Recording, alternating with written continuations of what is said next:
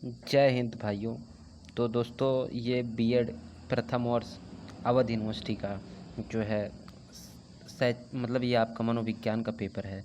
तो ये back paper था जो कि आज की डेट में हुआ है। तो इसको हम लोग देख लेते हैं क्या पूछा गया है, जो कि आने वाले जो है एग्ज़ाम में फ़ायदेमंद हो सकता है। तो देखिए, वंशानुक्रम की कोई दो परिभाषा लिखिए। शिक्षा मनोविज्ञान का अर्थ, अधिगम की विशेषता, अभिप्रेरण का तात्पर्य, शिक्षा में बुद्धि परीक्षण का उपयोग, व्यक्तित्व की दो परिभाषा, मानसिक रूप से स्वस्थ व्यक्ति की विशेषता लिखिए, अभिप्रेरण के दो सिद्धांत लिखिए, विशिष्ट बालकों के प्रकारों के नाम लिखिए। और ये 10वां है आपका, समस्यात्मक बालक से आप क्या समझते हैं। तो ये टोटल आपका 50 शब्दों में लिखना था। 2 नंबर का प्रश्न था जो कि आपको 50 शब्दों में लिखना था। खंड बा में चले जाते हैं, जिसमें आपको जो है टोटल आपको प्रश्न जो करने हैं ये 200 शब्द में करने हैं।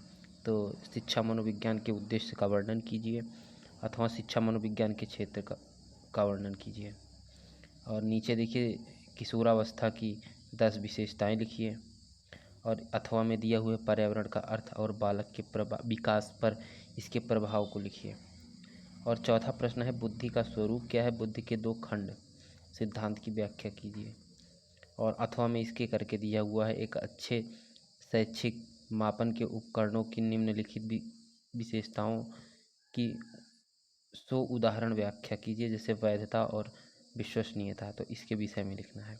समायोजन के प्रत्यय की विवेचना कीजिए, अथवा अधिगम विषमताओं वाले बालक की पहचान आप कैसे करेंगे। और छठे में दिया हुआ है कि व्यक्तिगत एवं सामूहिक विचार बुद्धि परीक्षण में अंतर स्पष्ट कीजिए। तो व्यक्तिगत और सामूहिक बुद्धि में मतलब क्या अंतर है, स्पष्टीकरण देना था। बाकी कक्षा में समूह संबंध सुधारने प्रविधियों का वर्णन कीजिए। तो ये अथवा में था। बाकी दीर्घ उत्तरीय प्रश्न काफ़ी सरल थे कि बुद्धि एवं विकास से आप क्या समझते हैं, बाल्यावस्था की विकासात्मक विशेषताएं क्या हैं। 8वां था, व्यक्तित्व क्या है, व्यक्तित्व मापन की किसी एक विधि का वर्णन कीजिए। 9वां था, एक विद्यालयी शिक्षक के लिए मनोविज्ञान अर्थात शिक्षा मनोविज्ञान का ज्ञान क्यों आवश्यक है, उसका उदाहरण प्रस्तुत करिए। तो मतलब किस लिए आवश्यक है, तो परम आवश्यक है, तो इसका विश्लेषण करना है। और इसके बाद सीखना क्या है, थांडाई के सीखने संबंधी नियमों का सविस्तार वर्णन कीजिए। तो दोस्तों, जैसे बीएड में जो बैक पेपर पड़ता है, आप लोग अपना नंबर बनाने के लिए डाल सकते हैं। जैसे मान लीजिए कभी आप कोई एग्ज़ाम दे रहे हैं और सेम डेट पे आपका एग्ज़ाम पड़ गया, तो आप बीएड को स्किप करके वो दे सकते हैं, बाद में फिर बीएड दे लेंगे। बैक पेपर डाल के आपका ईयर भी नहीं ख़राब होगा।